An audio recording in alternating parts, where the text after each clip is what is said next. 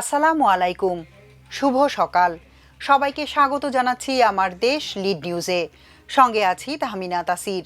আমাদের আজকের লিড নিউজের শিরোনাম, ফ্যাসিস্ট টেরোরিস্টদের সব অপচেষ্টা ব্যর্থ করে দেব, বললেন প্রধান উপদেষ্টা। চলুন দর্শক, জেনে নেওয়া যাক নিউজটির বিস্তারিত। পরাজিত শক্তি ফ্যাসিস্ট ও টেরোরিস্টদের অপচেষ্টা সম্পূর্ণভাবে ব্যর্থ করে দেয়া হবে বলে মন্তব্য করেছেন প্রধান উপদেষ্টা ডক্টর মোহাম্মদ ইউনূস। তিনি বলেছেন, ভয় দেখিয়ে, সন্ত্রাস ঘটিয়ে বা রক্ত ঝরিয়ে এদেশের গণতান্ত্রিক অগ্রযাত্রা কেউ থামাতে পারবে না। ফ্যাসিস্ট টেরোরিস্ট যারা অস্থিরতা সৃষ্টি করতে চায়, আমরা অবশ্যই ঐক্যবদ্ধ হয়ে তাদের মোকাবেলা করব। গতকাল মঙ্গলবার সন্ধ্যায় মহান বিজয় দিবস উপলক্ষে জাতির উদ্দেশ্যে দেয়া ভাষণে তিনি এসব কথা বলেন। সবাইকে সংযম বজায় রাখা ও অপপ্রচার বা গুজবে কান না দেওয়ার আহ্বান জানিয়ে অন্তর্বর্তী সরকার প্রধান বলেন, তাদের ফাঁদে পা দেবেন না।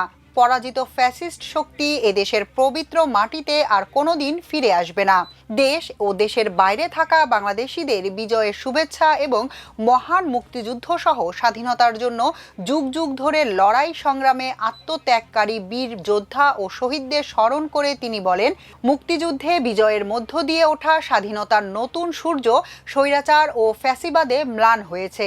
জুলাই গণ অভ্যুত্থানের মধ্য দিয়ে আমরা আবার একটি বৈষম্যহীন, দুর্নীতিমুক্ত, স্বাধীন ও সার্বভৌম গণতান্ত্রিক রাষ্ট্র ব্যবস্থা প্রতিষ্ঠার সুযোগ পেয়েছি।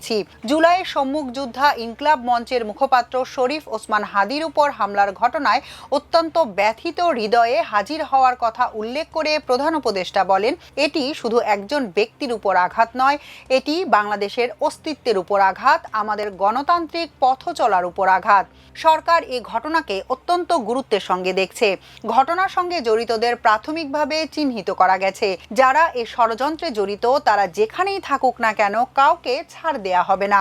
সংকটাপন্ন অবস্থায় চিকিৎসাধীন ওসমান হাদির চিকিৎসা ও নিরাপত্তা নিশ্চিতে প্রয়োজনীয় সব ব্যবস্থা নেওয়া এবং উন্নত চিকিৎসার জন্য সিঙ্গাপুরে পাঠানোর কথা জানিয়ে দেশবাসীর কাছে দোয়া চান প্রধান উপদেষ্টা।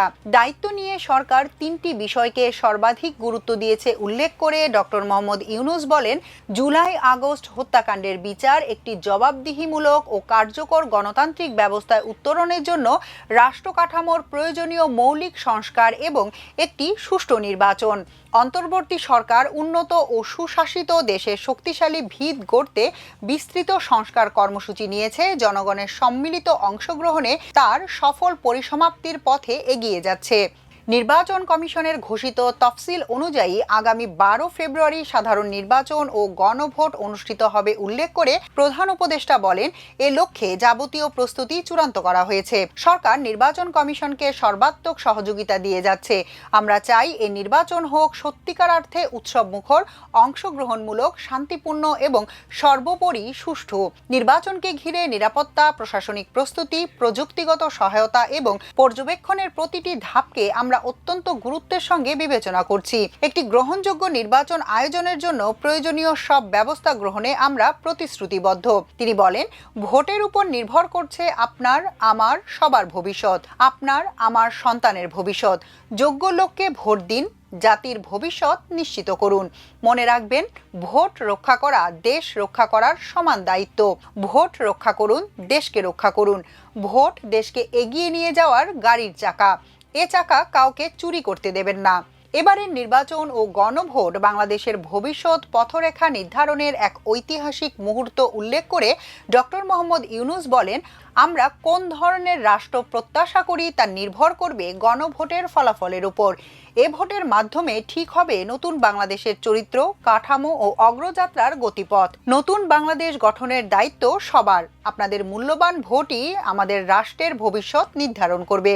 তাই ভোটকে শুধুই কাগজে একটি সিল মারার আনুষ্ঠানিকতা হিসেবে দেখবেন না, বরং এটি হবে নতুন রাষ্ট্র বিনির্মাণে আপনার সক্রিয় অংশগ্রহণ, গণতান্ত্রিক অধিকার চর্চা এবং দেশকে এগিয়ে নিতে সরাসরি অবদান।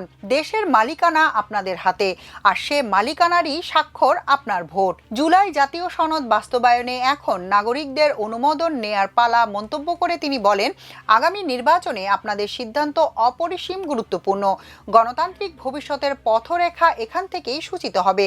আগামী সংসদ নির্বাচনের সময় একই সঙ্গে জুলাই জাতীয় সনদের উপর গণভোট অনুষ্ঠিত হবে। এই গণভোটে আপনারা হ্যাঁ বা না ভোটের মাধ্যমে সংস্কারের পক্ষে বা বিপক্ষে মতামত দিন।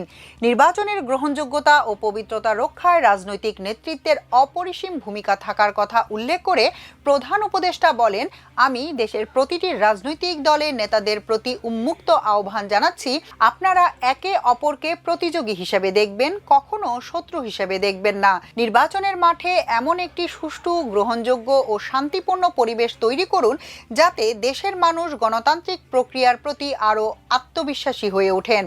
যারা ভোটের বাক্স ডাকাতি করবে তারা দেশের মানুষের স্বাধীনতা হরণকারী, তারা নাগরিকদের দুশ্মন।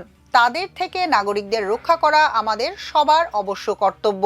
জাতীয় নির্বাচন ও গণভোটকে সামনে রেখে প্রশাসনের রদবদলের বিষয়ে ডক্টর ইউনূস বলেন, আরও কার্যকর, নিরপেক্ষ ও নির্বাচনী পরিবেশের উপযোগী করতে মাঠ প্রশাসন এবং পুলিশ প্রশাসনে বেশ কিছু রদবদল করা হয়েছে। এগুলো কারো প্রতি অনুরাগ বা বিরাগ প্রসূত নয়, দক্ষতা, যোগ্যতা এবং পেশাগত সক্ষমতার ভিত্তিতে করা হয়েছে। লক্ষ্য একটাই, দেশের প্রতিটি ভোটার যেন ভোট দিতে পারেন নিরাপদ পরিবেশে, ভয়মুক্ত মনে এবং সর্বোচ্চ স্বাধীনতায়। নির্বাচন কমিশন যদি মনে করে আরও কোনো পদক্ষেপ নেওয়া প্রয়োজন, অবশ্যই কমিশন তা গ্রহণ করবে। জুলাই সনদ জাতির ভবিষ্যৎ পথযাত্রায় ঐতিহাসিক দলিল মন্তব্য করে তিনি বলেন, এ সনদে আমরা যে সংস্কারমালা প্রস্তাব করেছি, রাজনৈতিক স্থিতিশীলতা, বিশ্বাসযোগ্য নির্বাচন, প্রশাসনিক জবাবদিহিতা, দুর্নীতি হ্রাস, অর্থনৈতিক পুনর্গঠন এবং সমাজে সম অধিকার প্রতিষ্ঠা, এসব বাস্তবায়নের জন্য প্রয়োজন জনগণের সুস্পষ্ট মতামত। একই দিনে দুটি ভোটের কারণে এবারের নির্বাচন অনেক বেশি গুরুত্বপূর্ণ মন্তব্য করে প্রধান উপদেষ্টা বলেন, একটি সংসদ সদস্য নির্বাচনের ভোট আরেকটি গণভোট, যার প্রভাব হবে শতবর্ষব্যাপী। কাজেই অবশ্যই ভোট দিন, ভবিষ্যৎ নিশ্চিত করুন। এর মাধ্যমে আপনারা জানান আপনারা জুলাই সনদের সংস্কার কাঠামোকে এগিয়ে নিতে চান কিনা। আপনাদের ভোটই নির্ধারণ করবে রাষ্ট্র কোন পথে অগ্রসর হবে, প্রশাসন কোন কাঠামোয় পুনর্গঠিত হবে এবং নতুন বাংলাদেশ কেমন রূপ পাবে। তাদের বন্ধুরা যতদিন তাদের সঙ্গে আছে ততদিন তারা এ স্বপ্ন দেখবে। নির্বাচন হয়ে গেলে তাদের বন্ধুরা সমর্থন জোগাতে বেকায়দায় পড়বে। সেজন্যই তো এত তাড়াহুড়া। তারা চায় নির্বাচনের আগেই তাদের ফিরে আসা নিশ্চিত করতে। নানা ভঙ্গিতে এটা তারা করবে। এক চোরাগুপ্তা খুন করার উদ্যোগ তার একটি রূপ। আরও কঠিনতর পরিকল্পনা নিয়ে তাদের প্রস্তুতি আছে। দেশের সবাইকে আমরা তরুণদের রক্ষা করব, এটি জোর গলায় বলার আহ্বান জানিয়ে তিনি বলেন, এখানে পুরনো আমলের দাসত্ব মেনে যারা আছে তাদের দাসত্ব থেকে বের হয়ে আসতে হবে। উৎসবমুখর ও শান্তিপূর্ণ নির্বাচন করে আমরা সবাই মিলে দেশের উপর আমাদের পরিপূর্ণ দখল প্রতিষ্ঠা করব। সাবেক প্রধানমন্ত্রী ও বিএনপি চেয়ারপারসন খালেদা জিয়াকে জাতীয় নেত্রী ও গণতান্ত্রিক রাজনীতির অন্যতম শীর্ষ ব্যক্তিত্ব হিসেবে বর্ণনা করে প্রধান উপদেষ্টা বলেন, তিনি বর্তমানে অসুস্থ অবস্থায় হাসপাতালে আছেন। বিষয়টি আমাদের সবার জন্যই উদ্বেগের। খালেদা জিয়ার অসুস্থতার বিষয়টি শুরু থেকেই সর্বোচ্চ গুরুত্ব দিয়ে আসছে সরকার। তিনি ইতিহাসের একটি গুরুত্বপূর্ণ অধ্যায়ের অবিচ্ছেদ্য অংশ। স্বাধীনতা, সার্বভৌমত্ব ও গণতন্ত্রের প্রতি তার অবিচল অঙ্গীকার, দেশের উন্নয়নে তার অবদান এবং তার প্রতি জনগণের শ্রদ্ধাময় আবেগ বিবেচনায় নিয়ে সরকার ইতোমধ্যে তাকে রাষ্ট্রের অতি গুরুত্বপূর্ণ ব্যক্তি হিসেবে ঘোষণা দিয়েছে। তার চিকিৎসা নিশ্চিত করতে পরিবারের ইচ্ছাকে সম্মান দেখিয়ে প্রয়োজনীয় সব ধরনের সহযোগিতা দেয়া হচ্ছে। দেশে চিকিৎসার পাশাপাশি প্রয়োজনে বিদেশে উন্নত চিকিৎসার ব্যবস্থা সহ সব বিষয় বিবেচনায় রয়েছে। জুলাই গণ অভ্যুত্থানকালে পতিত ফ্যাসিস্ট হাসিনা সরকারের নির্দেশে সংগঠিত হত্যাকাণ্ডের বিচার কাজ যথাযথ আইনি প্রক্রিয়ায় এগিয়ে চলছে জানিয়ে প্রধান উপদেষ্টা বলেন, আন্তর্জাতিক অপরাধ ট্রাইব্যুনালে একটি মামলার রায় হয়েছে। ট্রাইব্যুনাল স্বাধীন ও স্বচ্ছ। প্রমাণভিত্তিক বিচার প্রক্রিয়ার মাধ্যমে দেশের ছাত্র, শ্রমিক ও সাধারণ জনগণের উপর নির্বিচার হত্যাকাণ্ডের প্রধান নির্দেশদাতা হিসেবে পতিত ফ্যাসিস্ট সরকারের প্রধান শেখ হাসিনাকে মৃত্যুদণ্ড দেয়া হয়েছে।